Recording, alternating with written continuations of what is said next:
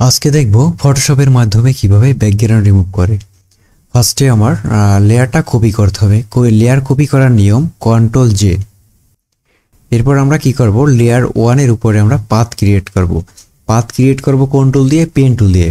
আমি টুলবার থেকে pen tool নিয়ে নিলাম।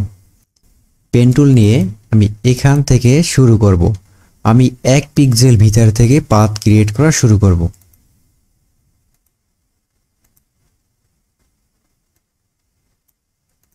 আমি একটু জুম দিয়ে নেই। পাথ ক্রিয়েট করার সময় সবসময় আমি কি করব, সর্বোচ্চ জুম দিয়ে নেব।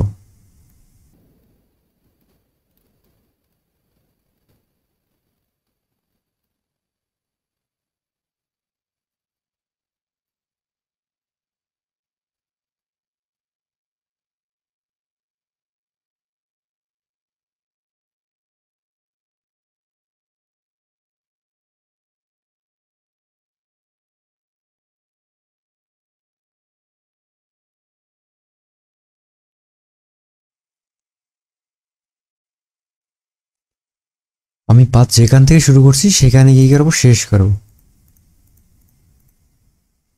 আমি এখানে শেষ করলাম। এরপর কি করব, মাউসের রাইট ক্লিক করে মেক সিলেকশন। মেক সিলেকশন করার পরে আমার এখানে ফেদার রেডিয়াস আসবে। আমি এখানে ফেদার রেডিয়াস কত দিব, এখানে আমি ফেদার রেডিয়াস দিব ফটোর রেজলিউশন উপর নির্ভর করে। ফটোর রেজলিউশন যদি বেশি হয় সেক্ষেত্রে আমি এখানে ফেদার রেডিয়াস বাড়িয়ে দেবো। রেজলিউশন যদি কম হয় ফটোর, সেক্ষেত্রে আমি ফেদার রেডিয়াস কমিয়ে দেবো। আমার এখানে ফটোর রেজলিউশন ভালো, সেক্ষেত্রে আমি 0.5 ফেদার রেডিয়াস দিয়ে নিচ্ছি। এরপর আমি ওকেতে প্রেস করি। ওকেতে প্রেস করার পর আমি কি করব, কিবোর্ড থেকে ডিলেটে প্রেস করব। কিবোর্ড থেকে যখন আমি ডিলেটে প্রেস করব তখন কি আমার ব্যাকগ্রাউন্ডটা রিমুভ হয়ে যাবে। এখন আমি লেয়ারের দিকে একটু তাকাই।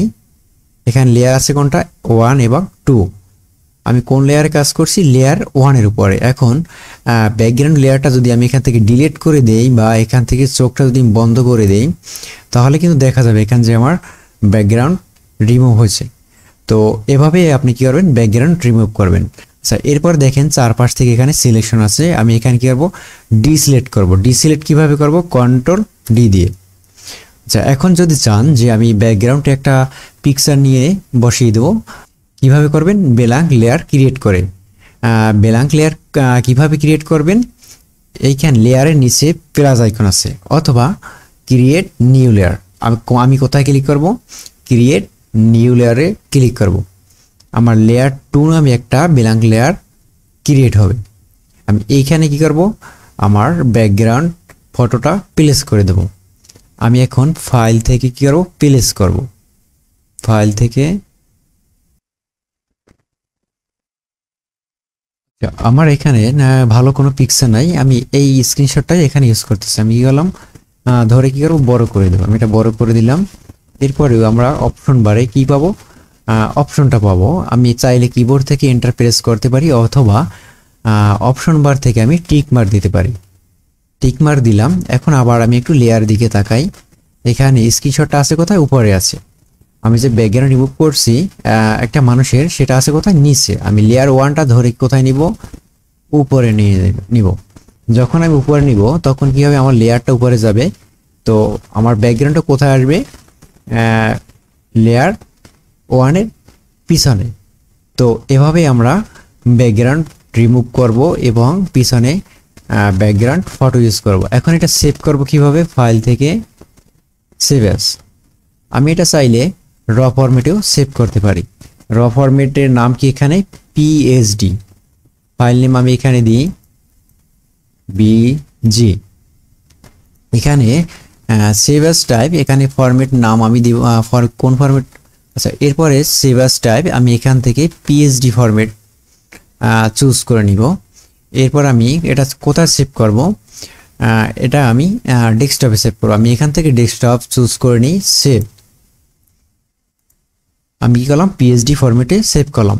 পিএসডি ফরম্যাটটা হচ্ছে এডিটেবল ফরম্যাট। এই ফরম্যাটে সেভ করে যদি আমি কারো কাছে পাঠাই, সে এটা ওপেন করে তার ইচ্ছা মতো এডিট করতে পারবে। আচ্ছা, এখন আমি কি করব, জেপিজি ফরম্যাটে সেভ করব। আমি যে অবস্থা দেখতে পাচ্ছি এটা হচ্ছে কি প্রিভিউ ফরম্যাট। প্রিভিউ ফরম্যাট হচ্ছে জেপিজি পিএনজি। আমি এখান থেকে জেপিজি ফরম্যাটে সেভ করব, ফাইল থেকে সেভ অ্যাজ।